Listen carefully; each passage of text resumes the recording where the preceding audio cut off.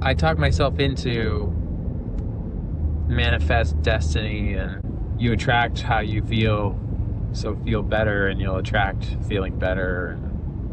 And I talk myself into all that stuff. But man, when you're down, you're just down. There's just nothing. And there's not necessarily any objective suffering that I'm enduring. I guess some, but I think the universal truth is that life is, and it's because it's hard that it means anything at all. I don't know. It's kind of dumb. It's kind of fun to say the first time you say it, and then I sort of get this impression, or I make myself believe that, like, as soon as I'm at peace with being exactly where I'm at and knowing exactly where I'm at is exactly where I'm supposed to be, then it's just gonna go, and it's just gonna be like enlightenment occurs, But yeah, it's just hard, I think. Went through a breakup, and that's pretty tough. And looking back, I was like super happy in most of that relationship. Now that that's not there, I just don't know that I just don't feel happy about like the everyday stuff anymore. I guess obviously going through a breakup is going to be tough. This was like a few months ago, 4 months ago. I know that that's challenging, and it's hard to like kind of rework your life when you've spent a couple of years with somebody, and also spent a couple like traumatic years, trauma bonded in a sense. I think people talk about that trauma bond, and so separating from that, it's like, I don't know. I'm hoping that I can find some happiness, but I just feel like, yeah, I just feel like a lot of losses, and my career's not where I want it to be. And obviously, my relationships aren't where I want them to be. And because the career's not where I want it, finances aren't where I want it, plan for the future, and, wishing I could have done things differently in the past or been better for my kids in the past. And then feeling guilty that it's sake, really. Life is just lonely most of the time, pretty much all the time. And so I've always been in a relationship basically my entire life. So that's the other thing that this breakup is teaching me, or forcing me to be, especially like I said, I've always had somebody. I do generally take a positive position, or like, I generally have this positive outlook. When I get low like this, I usually think of it as like waves. This comes in waves. So you just kind of sit and watch it. You just kind of observe the low. I try to talk myself out of it, and I try to just realize like I'm just observing something. Or sometimes it gets worse. I think getting worse is better, because getting worse usually forces a reframing of thinking.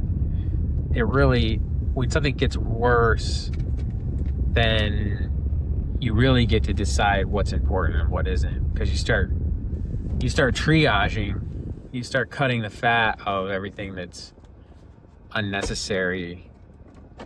When something is like falling apart, like, catastrophically, then you just, yeah, I think it's the middle. It's when things are okay, but not great, not even good, but not so bad that it forces action. It's like the tipping point. You need it to either get better or get worse, so that you can start to actually know where to take the action to either kill something or nurture it into something that you want it to be, or to grow.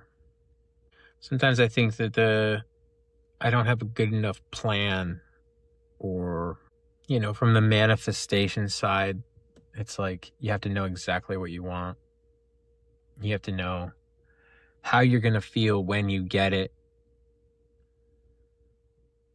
And then you have to take yourself to that emotion. You have to get there emotionally before you're there. You have to like actually feel the emotions that you'll feel when you're there. And by not having a solid enough plan for what it is that I even want, I feel like that can be what's holding me back, because I'm kind of all over the place with different ideas. And so if you don't really know what you want, how can you get it? So, I mean, I do have some writings and things that I've written that kind of guide me. Like, here's kind of who I want to be, and like, here's who he is basically, and here's kind of what he does, meaning the guy that I want to be. And, take some time to review that and look at it and study it, I guess. And, my biggest mistake in life was not nurturing friendships. And, that's hard for everybody, but I think men especially can be challenging. And then when you're younger, you have different life paths. I had kids young, and nobody else really did that I knew or hung out with. And so it was like, immediately you go in different paths. And then, I never had a lot of friends in the beginning, or to begin with. So it was like,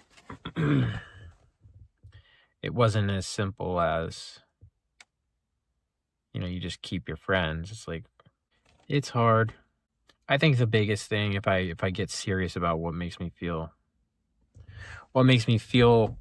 bad or low or down, is like my career, basically. That's like, I put a lot of my identity in, not my identity in my career, but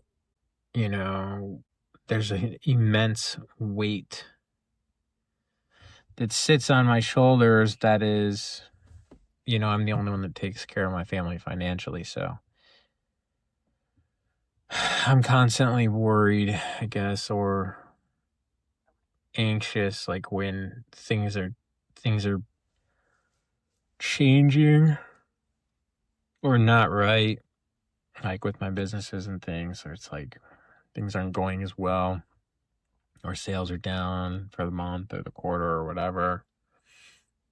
I take it very seriously, because that's my only way to support my family.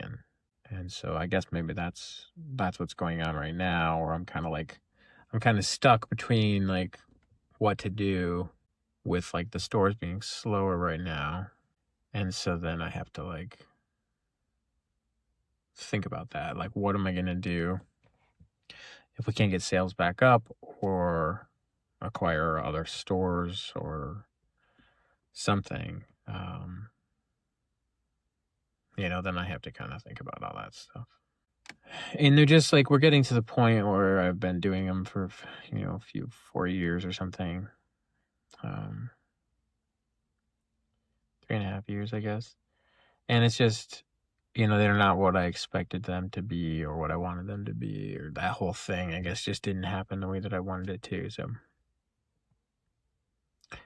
I mean, not only are they underperforming kind of my expectations, but also the plan didn't really come together the way that I thought. So, my whole life plan with that is kind of switched around.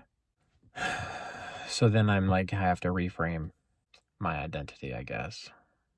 Or like, what am I going to do? Or what should I do? And that's where it would be cool to have like a friend to chat through that with. I don't really have any parents, so a friend would be cool. And I think that's the other part of like, in a relationship, that's the part of being in a relationship that I'm missing, is that basically they were my only friend. In my relationship, that was my only friend, because I just didn't nurture any other relationships. And men are kind of superficial in the way that they talk and communicate to each other in friendships. So it's kind of like they're not going to be able to provide me any advice. They just want to drink beer and hang out, which is fine. That's great. There's there's a place for that. But